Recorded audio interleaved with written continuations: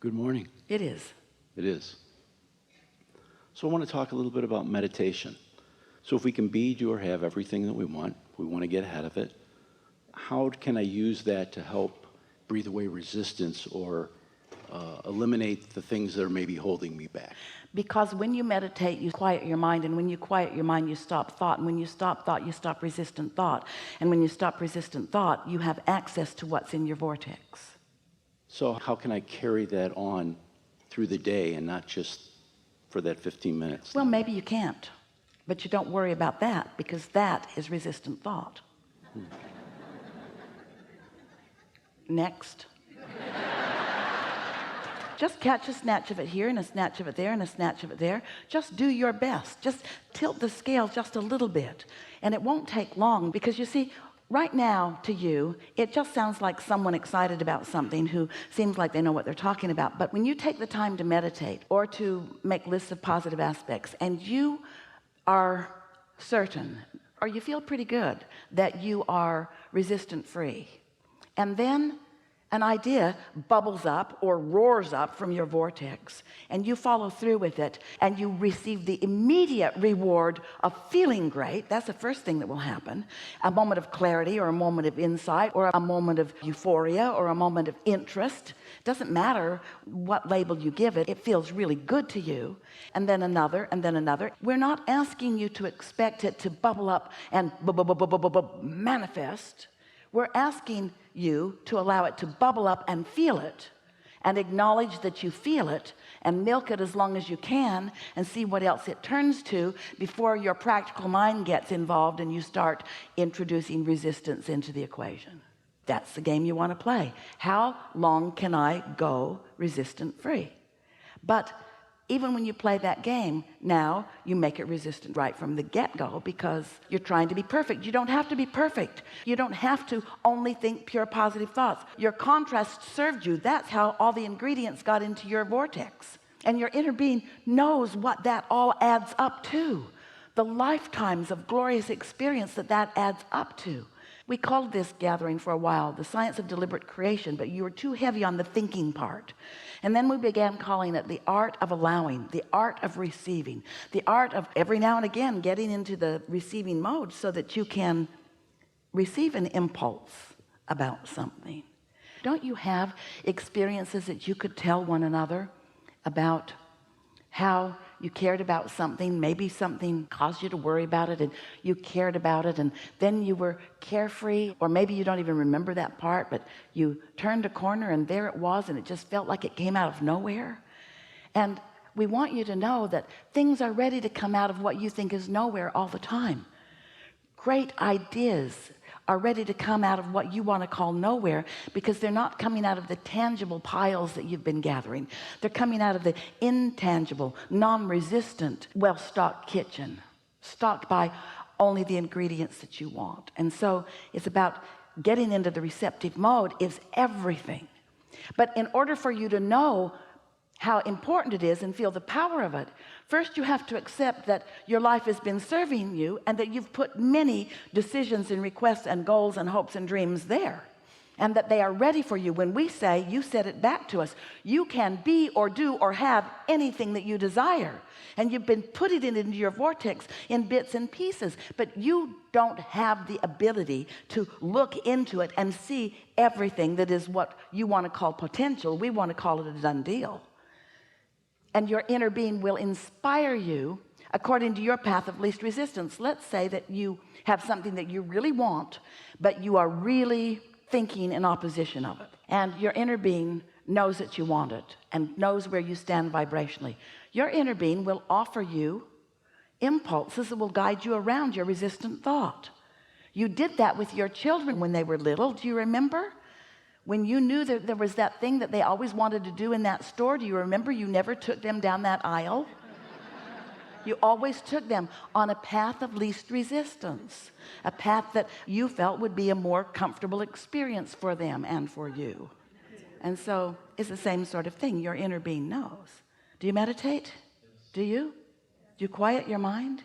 And have you heard from us here today? Do you have a sort of renewed interest in the power of that quieted mind? We'll talk more about meditation if you want to. You want to? What do you want? I do. So, quieting the mind, sometimes thoughts come to me, things like... Well, here's the thing. Let's say that you woke up and you were thinking about something. It could be positive or negative. Let's just say you were thinking about it. Now let's say that it's not all that positive. Then you check your email and there's more about it in there. And then you turn on the television and it's kind of like that too. And then you call a friend and you kind of get some stuff going as you are facing reality and pointing out. Esther hears it on the airplane all the time. Business people talking to their coworkers or calling their coworkers about things that they're trying to hammer into place. And she just puts her earphones on and puts her pillow on and focuses into her world and out of that, because it doesn't take very much of that focus before off you go. So if you're in that sort of momentum, that's not the best time for you to say, I think I'll meditate, or I think I need to meditate, because you will have a very difficult time quieting your mind under those conditions. Those thoughts already have enough momentum going that's when the lobotomy would be more helpful, or a nap. We would meditate when there's the least amount of momentum going. It's sort of like, have you ever felt like you really needed to sleep, but you couldn't sleep? And the harder you tried to sleep, the more you couldn't sleep. Well, meditation is like that for you. You say, I need to meditate, I really need this, but you can't, because you're focused on what's holding you away from it. So it's what's getting bigger. So what you do is you wait for a sort of clear space, and that usually comes earlier in the morning. Maybe it comes after your kids leave the house. Maybe it comes when you're finally alone in your car somewhere. You could pull under a tree. You have to find a quiet space for it. And the earlier in the day, the better. But you'll get better and better at it. It's just a matter of focus. We recommend that you focus upon something that doesn't require very much thought. Because to say, I'm not going to think about anything, now you're thinking about not thinking about anything, and everything in the world that you're not wanting to think about, you're thinking about. But find something to focus on. It might be a bird in a bird bath. It might be the dripping of a faucet. Esther likes to listen to the air conditioner because she lives and has always lived in hot places. So the air conditioner, there's almost always that sound. Hear it? Hear how steady it is? And notice that you're not prone. There's not much to think about in that. You don't say, I've heard better. It's just a sound, and it's not testing you in any way. And if you've decided to focus on it, sometimes Esther will focus on it and her mind will wander, and she'll say, oh yeah. Then she'll listen for it again, and then her mind will wander. But after a minute or two or three, she's isolated that. She's focused upon that. And then it's not long after that before she's got that feeling of detachment.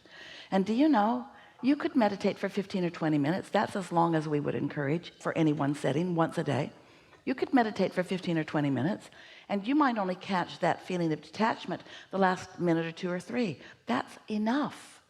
That's enough. Just quiet your mind and allow yourself access to what your inner being knows. What my inner being knows about what?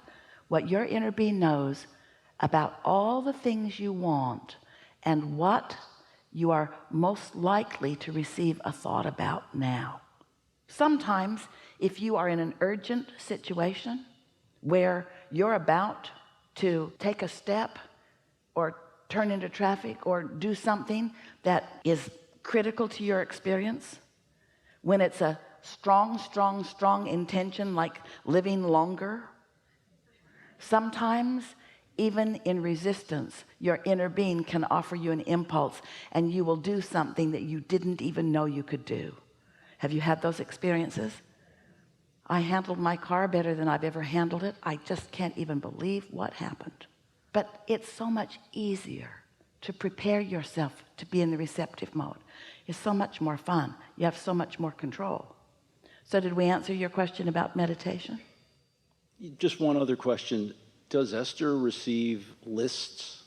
That's the way I'd say it. But during meditation, do things come to her to do this?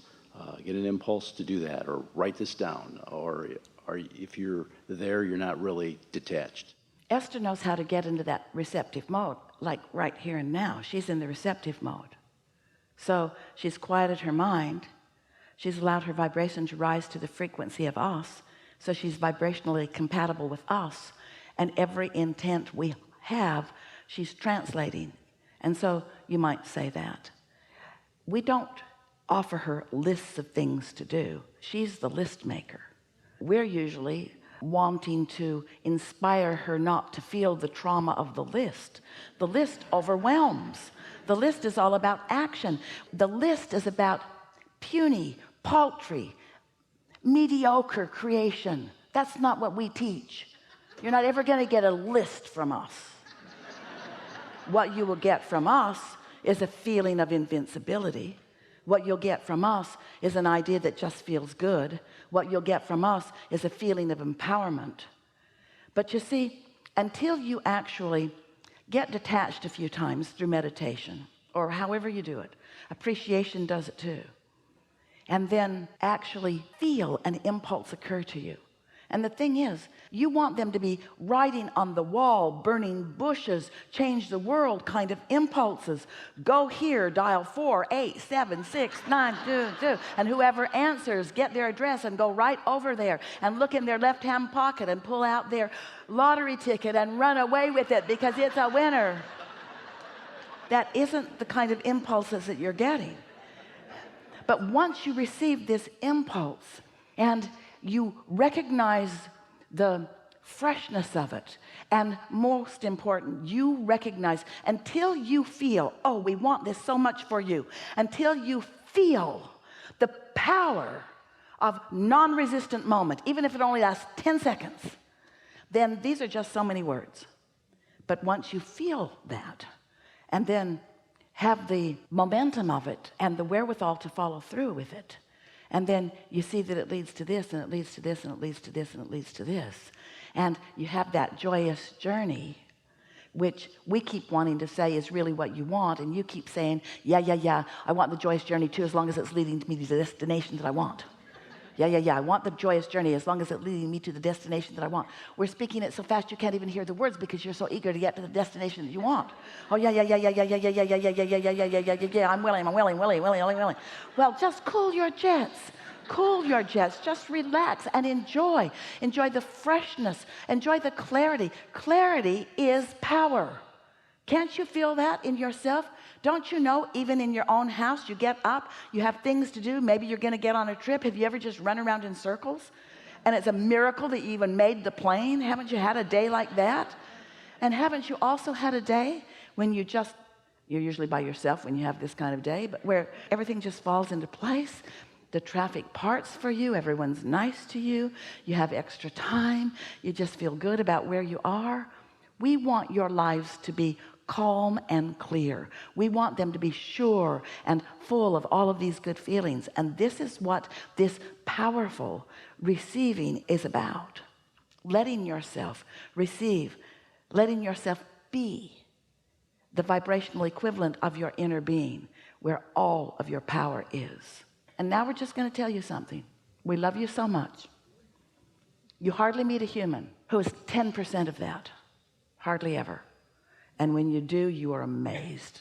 So we're not asking for a perfect record. We're not asking you to stop ragging on that person at work that drives you crazy. We're just asking you to ratchet it back a notch. And we're asking you, in addition, look for some positive aspects too. We're not asking you to meditate all day. You couldn't if you wanted to. Some try it. It's not what you want to do. It's not what we want you to do. We're just asking you to find 15 or 20 minutes and do your best to find a moment or two of detachment, and then notice what happens next. We want you to introduce yourself to your power. We want you to get hooked on it, because you came as creators. You did not come as regurgitators. You came as creators. You did not come as defenders. You didn't come to fix a broken world. You came to create a world that is delicious to you, you see. Did we get to your question? You did.